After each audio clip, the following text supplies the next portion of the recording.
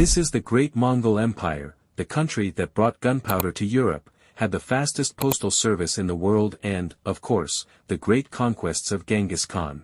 Now I would like to tell you how Mongolia achieved such power and how it fell. The Mongol Empire arose in the 12th century on the territory of modern Mongolia. At first, there were wars between different Khans who ruled the Mongol tribes. And finally, in 1206, Temujin was able to subjugate all the tribes. Some time later, Temujin was proclaimed Genghis Khan, which means Great Khan. He later issued a law stating that if one warrior escaped from the army, all the rest would have to die. A cruel punishment, however. All crimes were also cruelly punished. Genghis Khan gathered a gigantic army consisting of tens of thousands of warriors and from different tribes. In 1211, the Mongols attacked China, which fell a few years later. Having conquered part of China, Mongolia acquired crossbows, siege engines, and grenades. Then the Mongols, together with the country of Khwarezm, were able to conquer Central Asia. Later, Genghis Khan betrayed his ally and attacked Khwarezm, which was almost completely conquered 4 years later.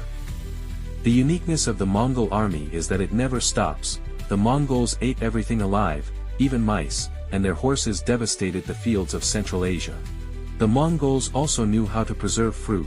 They were the ones who created powdered milk. Then these Mongol commanders plundered Georgia, the lands of the Palavtsians, and defeated the Russian Palavtsian army. Something terrible happened to the Mongol Empire. Genghis Khan died in 1227, and power was divided between his sons. By the way, no one knows where exactly Genghis Khan was buried even now. In 1229, a new great Khan was elected. His name was Ogedai, one of Genghis Khan's sons. And finally, in 1235, the conquest continued. Half a century later, southern China and Korea were taken. Then Rus in 1237 to 1241. The great country in the east of Europe fell due to fragmentation.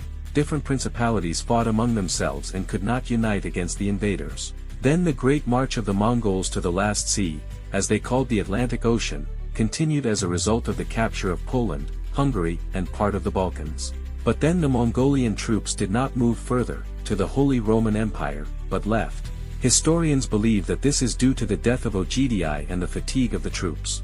Such is the sharp turn in history. In 1270, Mongolia almost fell apart and many regions were formed, ruled by the sons of Ogedai. It can be said that the Mongol Empire ceased to exist in 1270, when it was divided into almost independent regions. But, for example, Yuan, the largest region, even tried to expand, but was unable to capture Japan because of a storm, and Vietnam was also unable to capture. The empire fell as a result of the Red Turban Rebellion in 1351 to 1368. The Golden Horde existed for more than a century, keeping Rus in fear for more than 2 centuries, but then fell apart in 1459. The remaining parts of the Mongol Empire did not last long and eventually fell apart. This is how the once great empire from the sparsely populated steppes turned into the most powerful country in the world in half a century and simply disappeared.